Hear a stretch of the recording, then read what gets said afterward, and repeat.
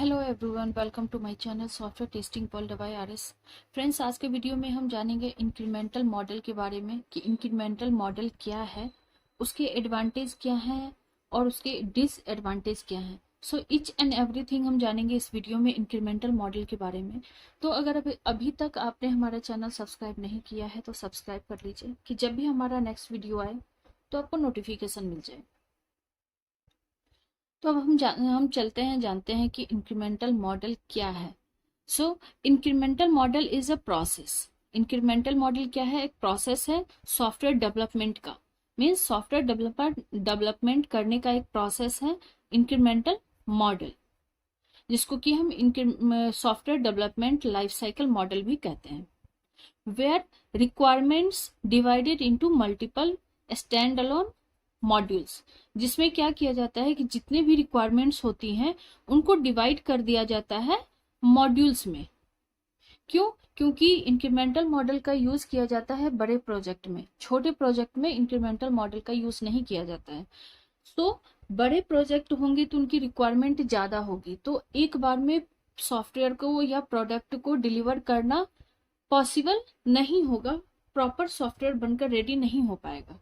ठीक है, तो इसलिए क्या करते हैं, उसको मल्टीपल मॉड्यूल में डिवाइड कर दिया जाता है, जितने भी जो भी रिक्वायरमेंट होती है।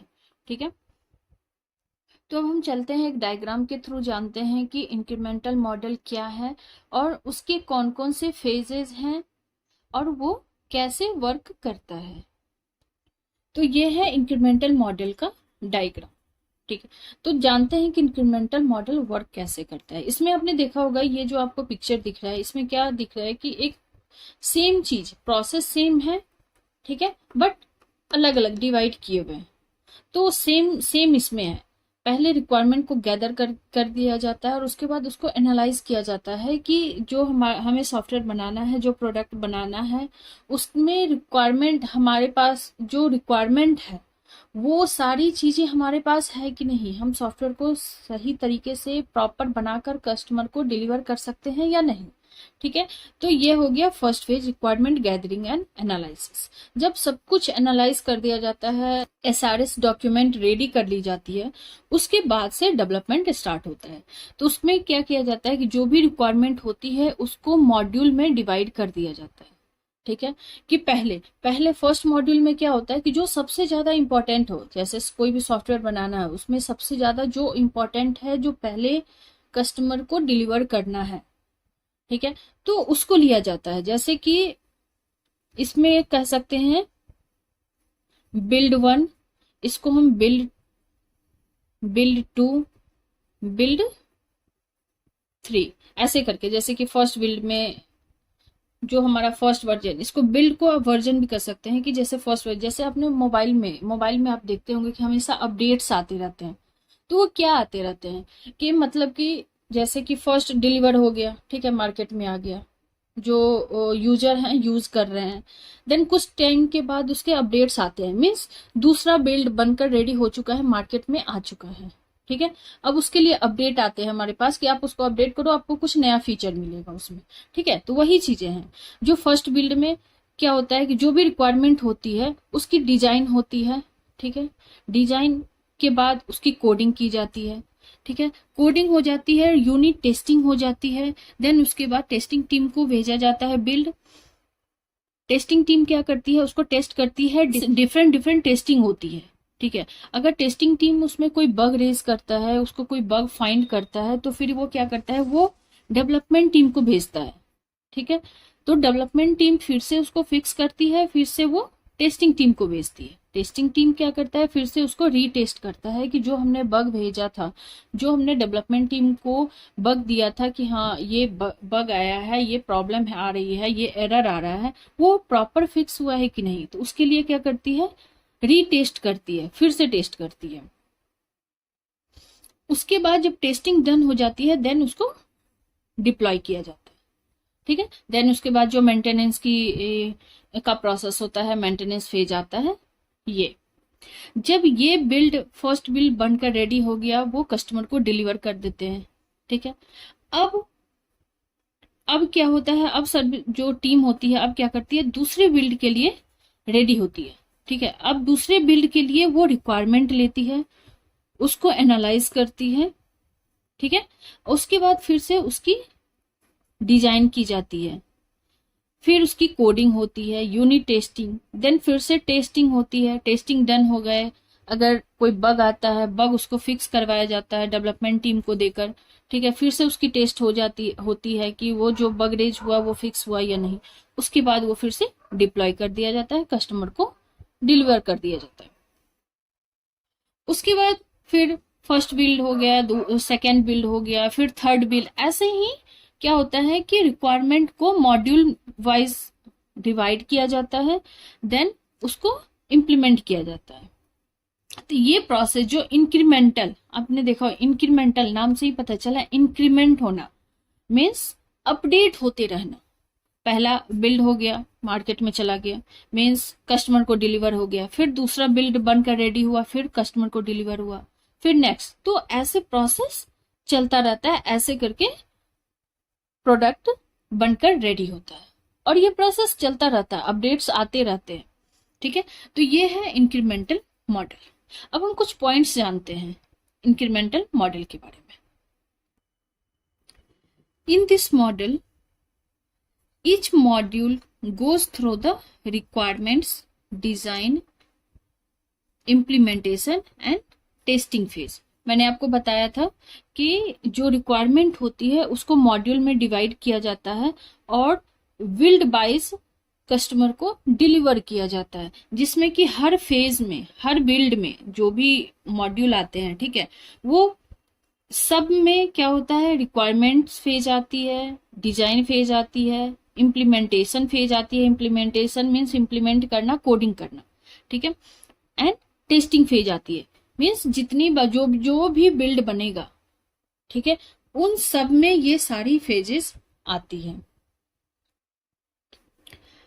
अब क्या है, every subsequent release of the module adds function to the previous release.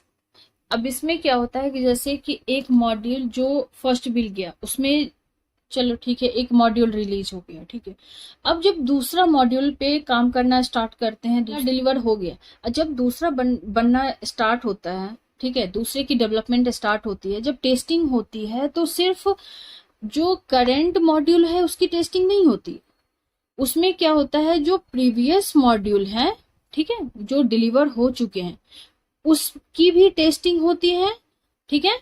और जो अभी मॉड्यूल बनकर रेडी हुआ है उस दोनों को इंटीग्रेट करके टेस्टिंग की जाती है। मीन्स बना, दूसरा मॉड्यूल बना, उसके कारण पहला जो मॉड्यूल है उसमें कोई प्रॉब्लम या कोई एरर या कोई बग तो नहीं आ रहा है, तो क्या करते हैं, दोनों ही मॉड्यूल को इंटीग्रेट करके देखते हैं। जैसे फॉर एग्जाम्पल हम देखते हैं कि जैसे जीमेल हो गया, ठीक है, उसमें क्या है कि एक लॉगिन पेज, ठीक है, जिसमें कि हम अपना मोबाइल नंबर या ईमेल आईडी वो और पासवर्ड डालकर उसको क्या करते हैं, लॉगिन करते हैं।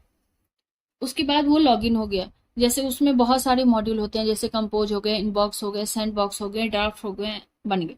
तो उसमें जैसे कि मान लीजिए कंपोज बनकर रेडी हो गया, ठीक है, अब हमारा इनबॉक्स बन रहा है या सेंड बॉक्स बन रहा है, ठीक है।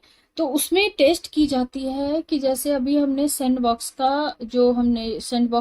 बनाया, ठीक है, उस मॉड्यूल को बनाया, तो उसके कारण कंपोज जो मॉड्यूल बनकर डिलीवर हो चुका है उसमें कोई प्रॉब्लम तो नहीं आ रही है, उसमें कोई इश्यू तो नहीं आ रहा है, तो उसको भी इंटीग्रेट करके देखा जाता है कि नहीं, वो भी प्रॉपर वर्क कर रहा है कि नहीं कर रहा है। तो यही कहने का मतलब है कि every subsequent release of the module adds function to the previous release. Next है the process continuous until the complete system achieved. मैंने आपको बताया था कि ये प्रोसेस जो क्या होता है कि जब पूरा फुल सॉफ्टवेयर बनकर रेडी हो जाता है तब तक ये प्रोसेस चलता ही रहता है, कंटिन्यूअस चलता ही रहता है, कि जब तक ये सॉफ्टवेयर बनकर रेडी ना हो जाए पूरा। अब हम जानते हैं कि इंक्रीमेंटल मॉडल के एडवांटेज क्या है। तो एडवांटेज फर्स्ट क्या है, errors are easy to be recognise. इसमें क्या होता है, ऑब्वियस सी बात है कि ये बड़े प्रोजेक्ट में इसका यूज किया जाता है, बट इस मॉडल में क्या करते हैं कि रिक्वायरमेंट को मॉड्यूल में डिवाइड कर देते हैं, ठीक है। तो जब हम छोटे छोटे मॉड्यूल में डिवाइड करते हैं तो उसमें तो उसकी जो रिक्वायरमेंट होती है वो छोटी हो जाती है, तो उसमें जो एरर को फाइंड करना इजी हो जाता है। नेक्स्ट क्या है, easier to test and debug. Obvious सी बात है, जब रिक्वायरमेंट कम हो जाती है, क्योंकि उसको मॉड्यूल वाइज मॉड्यूल डिवाइड कर देते हैं, तो उसमें क्या होता है, उसको टेस्ट करना और डिबग करना इजी हो जाता है। More flexible, simple to manage risk. इसमें क्या होता है कि रिस्क को मैनेज करना भी थोड़ा आसान हो जाता है, इजी हो जाता है, because it handed during its iteration. Means ये मॉड्यूल वाइज मॉड्यूल जो उसको डिवाइड करके बनाते हैं, तो उसमें क्या होता है, रिस्क को हैंडल करना भी आसान हो जाता है और एरर को फाइंड करना भी इजी हो जाता है। इसमें क्या होता है कि इस मॉड्यूल का यूज इसलिए करते हैं ना, कि मतलब कि अगर कस्टमर को जल्दी रिलीज चाहिए, मीन्स प्रोडक्ट चाहिए, तो इसमें क्या करते हैं कि मॉड्यूल वाइज मॉड्यूल डिलीवर करते हैं, ताकि कस्टमर को जो इम्पोर्टेंट उसकी जो किसी सॉफ्टवेयर की जो इम्पोर्टेंट फंक्शनलिटी जो मेन अभी यूज करना है, ठीक है, वो उसको डिलीवर हो जाए। तो इसमें क्या है, the client gets important functionality early. इसमें क्या पहले क्या किया जाता है कि जो इम्पोर्टेंट फंक्शनलिटी होती है उसको डिलीवर किया जाता है। जो मैंने बताया था कि फर्स्ट बिल्ड पहले रेडी, उस फर्स्ट बिल्ड में उन सारे मॉड्यूल को रखा जाता है जो सबसे ज्यादा इंपॉर्टेंट है, जिसका यूज सबसे पहले। नेक्स्ट क्या है, मॉड्यूल बाय मॉड्यूल वर्किंग। इसमें ऐसा नहीं है कि पूरा का पूरा सॉफ्टवेयर पर वर्क करना है, इसमें मॉड्यूल बाय मॉड्यूल डिलीवर किया जाता है, मॉड्यूल बाय मॉड्यूल वर्क किया जाता है इसमें, इस मॉड्यूल में। Customer interaction maximum. इसमें क्या होता है, कस्टमर का इंटरेक्शन मैक्सिमम होता है, कि कोई भी अगर प्रॉब्लम आ रही है, अगर कोई चेंजेस करने हो, तो वो कस्टमर सर्विस प्रोवाइडर को बोल सकता है कि इसमें ये चेंजेस चाहिए।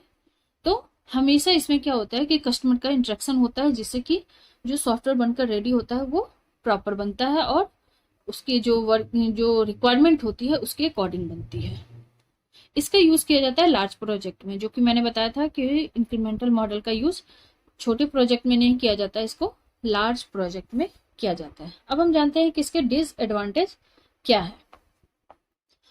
तो नीड फॉर गुड प्लानिंग। इसमें क्या है कि आप ऐसे ही प्रोडक्ट को या किसी भी सॉफ्टवेयर को बनाने के लिए रेडी नहीं हो सकते हैं, क्योंकि इसका यूज जो होता है इस मॉडल का, ये होता है बड़े प्रोजेक्ट में।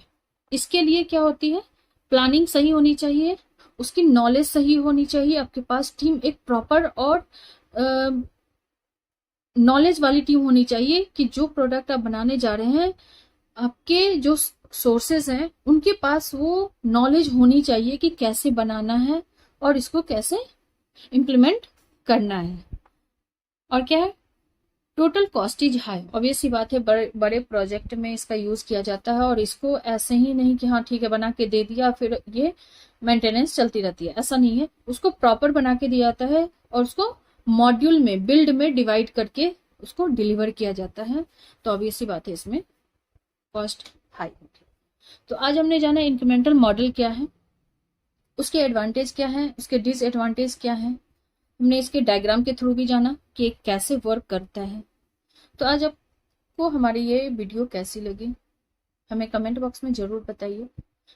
वीडियो अच्छी लगी हो तो लाइक शेयर और चैनल को सब्सक्राइब कर दीजिए। Thank you.